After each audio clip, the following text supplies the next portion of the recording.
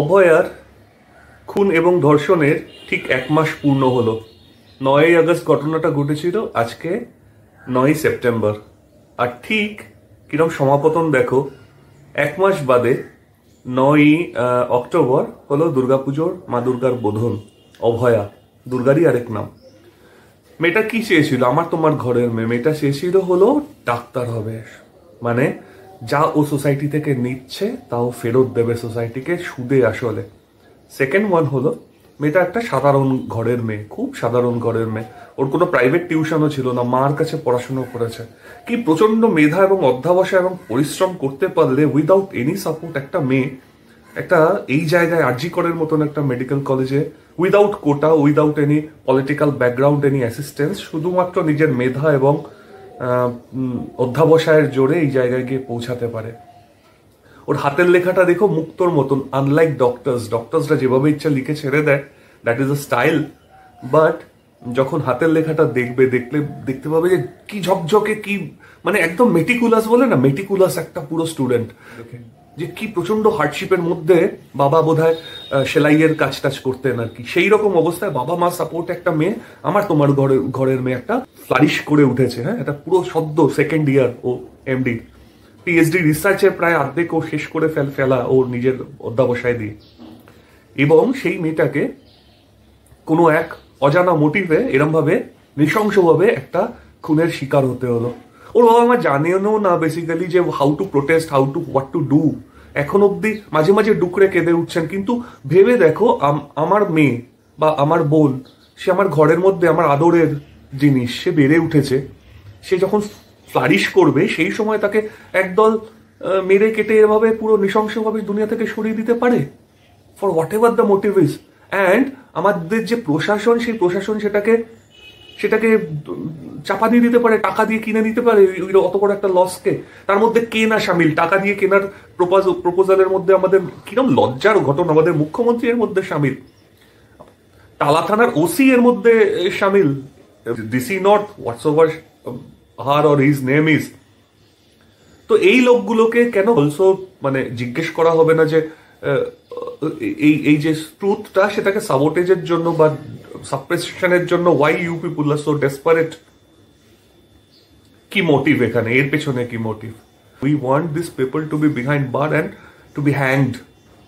এবং তার মধ্যে কনসার্ন যে কটা লোক আছে, ইনক্লুডিং পুলিশ এভিডেন্স সাবোটেজের যে নোংরা ঘৃণ্য একটা চেষ্টা করেছে, সেই ঘৃণ্য চেষ্টা আনপার্ডনেবল, ক্ষমার অযোগ্য। এমন পুলিশের কিসের দরকার? পুরো পুলিশ সিস্টেমটাকে চেঞ্জ করে দিয়ে তাহলে নিউ রিক্রুটমেন্টের দরকার, যদি এরকম পুলিশের কাছে আমরা জাস্টিস আশা করি। This is what a kind of scenario we are in. We are tax pairs, we have every right. আমাদের প্রত্যেক জনের রাইট রয়েছে, আমরা কোয়েশ্চেন করব এবং তার আনসার চাই। এই যে বোধন হবে পরের মাসে, জাস্ট একটা মাস বাদে, কি করবো? একটা ডেইটিকে, আইডলকে, একটা মাটির মূর্তিকে পুজো করব না নিজেরই মেয়ে ভেবে? যেই জলজ্যান্ত রক্ত মাংসের মেয়েকে আমরা উই ডিমান্ড জাস্টিস ফর, আমরা যাকে জাস্টিস দিতে পারি না, যার নৃশংস হত্যাটা কোনো মোটিভে, কোনো পলিটিক্যাল মোটিভে হোক, কোনো কারণে হোক, সেটাকে সাপ্রেস করে রাখি, তাহলে what we are fighting for, what we are worshipping? এরম পুজোর কি মানে? ওই আরজিকর মেডিকেল কলেজে নাকি এর আগে 7টা এরকম আত্মহত্যার ঘটনা ঘটেছে। কোনো ডাক্তার কেন আত্মহত্যা করতে চাইবে উইথ? আমার তো মনে হয় এই প্রত্যেকটা আত্মহত্যাই আসলে হত্যা।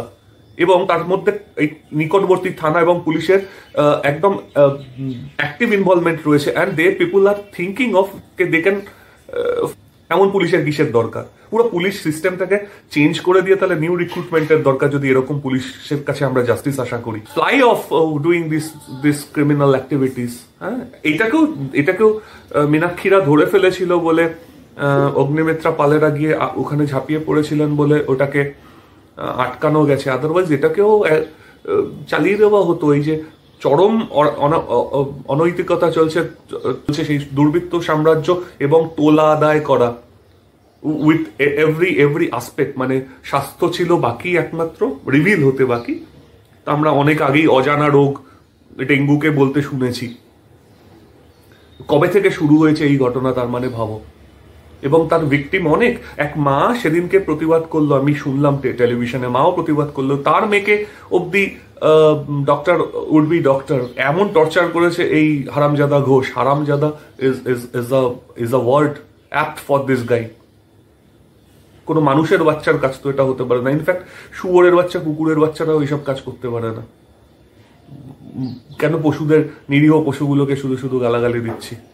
এইরকম কাজ যেই জন্তুটা করতে পারে, সেই জন্তুটাকে একেবারে ইঞ্চি ইঞ্চিতে শাস্তি দেওয়া উচিত, যাতে নাকি ও এবং যারা এর মধ্যে সামিল তারা প্রত্যেকটা মুহূর্তে তাদের তাদের পাপের সাজাটা যেন তারা এই জগতে এই জীবিতকালেই পেয়ে যায়।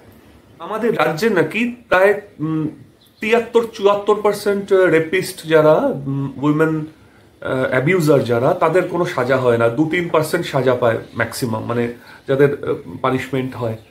মানে কিভাবে এইসব ধর্ষণ আর ওমেন টর্চার এটাকে ইনস্টিটিউশনালাইজ করা হয়েছে এই টাকা পয়সার খেলা খেলে, ভাবো। অর্ধেক বোধহয় রেজিস্টার্ডই হয় না কেস, আর হলেও সেগুলোকে এইভাবে গিয়ে ধামাচাপা দেওয়া হয়। কি কেন একটা এমএলএ আর দুটো কাউন্সিলর আমার পাড়ার, সে ডিসাইড করবে যে আমার ঘরে আমার বাচ্চার সাথে যেই অঘটনটা ঘটানো হয়েছে, যে ক্রিমিনাল অ্যাক্টিভিটিসটা ঘটানো হয়েছে, তার ফেটটা কেন এভিডেন্স পুরো একেবারে ডিস্ট্রয় করার জন্য তাদেরকে কেন গ্রেফতার করা হবে না?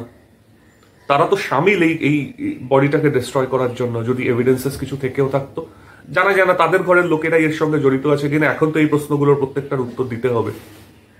যারা জড়িত আছে, কারা এখান থেকে অ্যাবসকন্ডেড। অর্থোপেডিক ডিপার্টমেন্টে যেই জায়গাতে পার্টি চলছিল রাত্রিবেলা, that is a organised party. Those organised parties are to definitely suppress the voice of the victim, এবং তাদের মধ্যে অ্যাক্টিভ ইনভলভমেন্ট ছিল।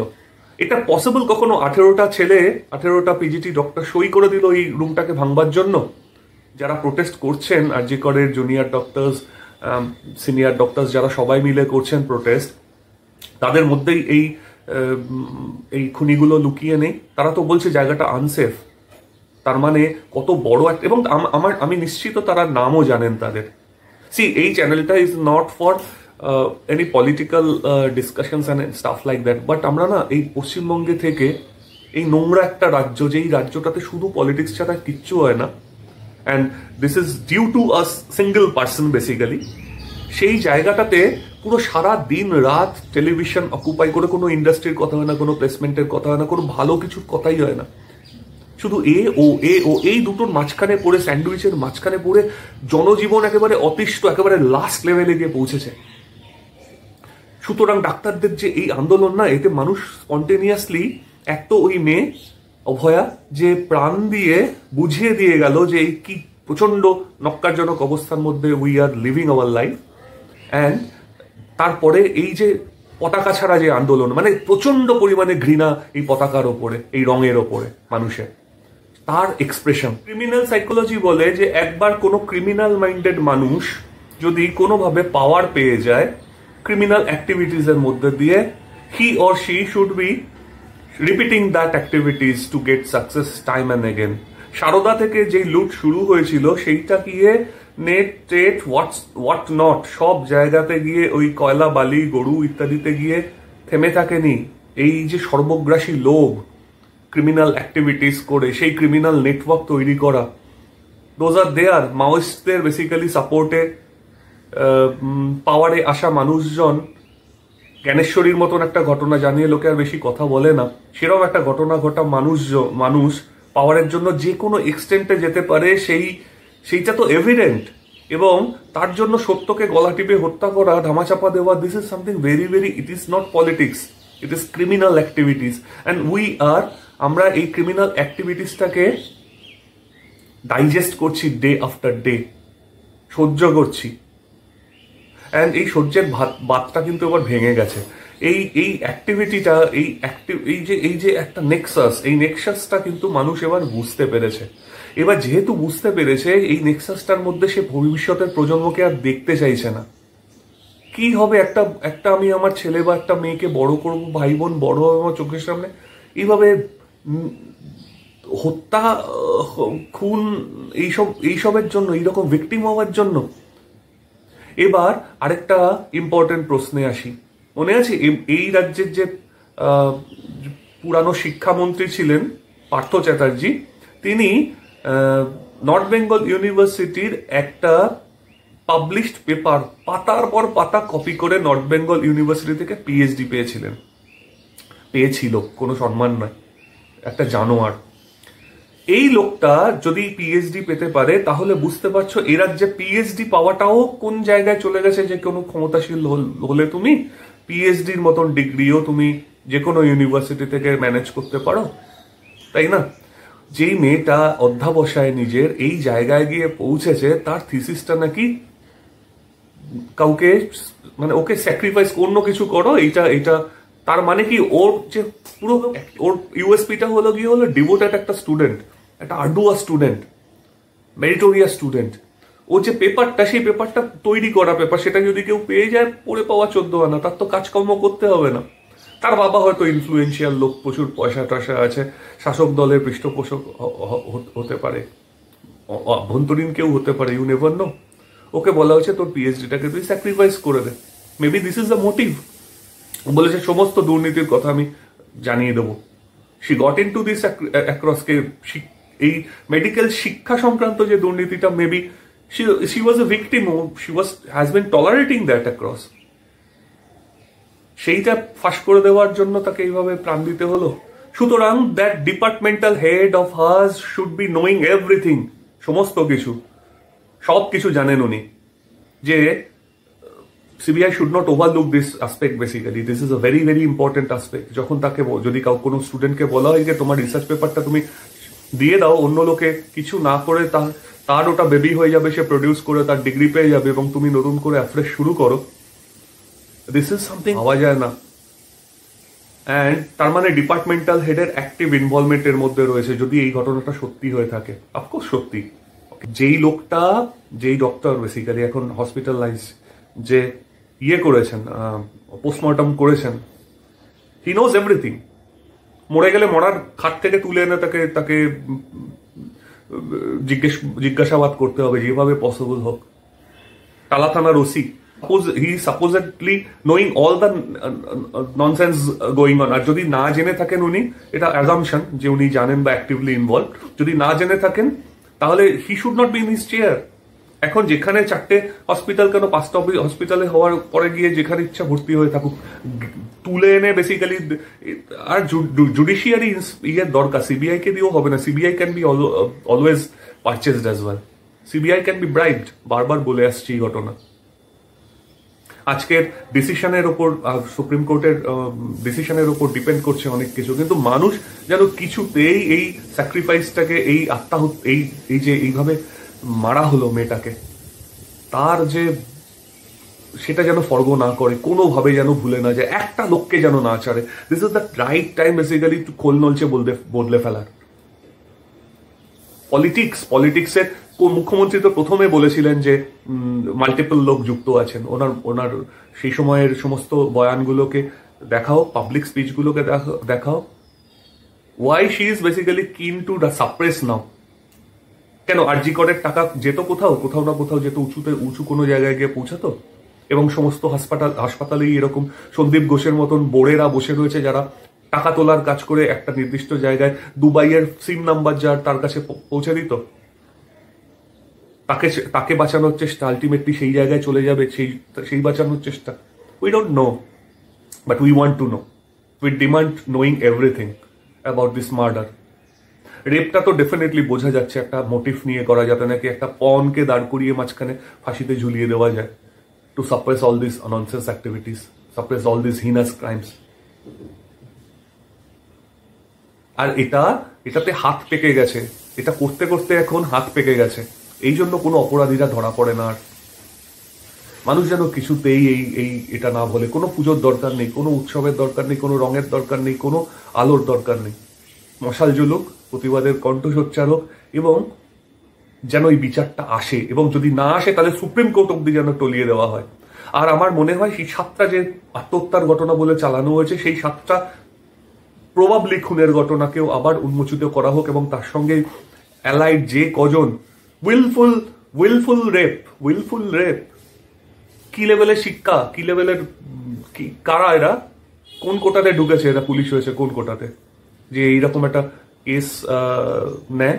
বাবা মার বারবার বারণ করা সত্ত্বেও বডিটাকে নিয়ে গিয়ে টেনে হিসড়ে 300-400 পুলিশের মদতে গিয়ে পুড়িয়ে দেয়, এবং কন্টিনিউয়াসলি মিডিয়াকে একটার পর একটা মিথ্যা কথা বলে যাচ্ছে পুলিশ। এই ডেটা অ্যাডাল্টারেশনের জন্য, এইরকম মিস ইনফরমেশনের জন্য why police is the first person who had revealed her name. কেন তাদেরকে বুক করা হবে না? যে কনসার্ন আছে এর মধ্যে নিশ্চয়ই পুলিশ ডিপার্টমেন্টে ভালো লোক আছে, ভালো মানুষ আছে, যারা এটা সহ্য করতে পারছে না, যাদের ঘরে মেয়ে আছে, যারা বুঝতে পারছে এর সঙ্গে বাধ্য হয়ে চাকরির জন্য তাদেরকে পথে নামতে হচ্ছে। Why they should not also come in to that picture? কেন তারা গলার রেস করবে না? শাসক দলের থেকে তো বহু লোক নিজেরা রিজাইন করেছে, পথ ছেড়ে দিচ্ছে, জওহর সরকারের মতন লোকজন যাদের বিবেক জেগে উঠেছে। পুলিশের মধ্যে এরকম নিশ্চয়ই বিবেকবান লোক আছে যাদের দরকার নেই আর এই ধরনের চাকরি করা। They should come up, they should open their voice. এটা কিন্তু সুযোগ, এই সুযোগটা যেন মানুষ হাতছাড়া না করে কিছুতে। দরকার নেই কোনো এরকম প্রশাসনের কিসের দরকার যেখানে গিয়ে মানুষ ভিকটিম হবে এবং প্রশাসন ছোট জগন্নাথের মতন বসে থাকবে, পয়সা দিয়ে ধামাচাপা দেওয়ার চেষ্টা করবে, পুলিশ পাঠিয়ে দেবে টাকা অফার করতে। What a shame! মুখ লুকোবার জায়গা নেই। ওয়েস্ট বেঙ্গলের মতন একটা জায়গাকে ওয়েস্ট ল্যান্ডে পরিণত করার পুরো দায়িত্বটা হলো এই সরকারের।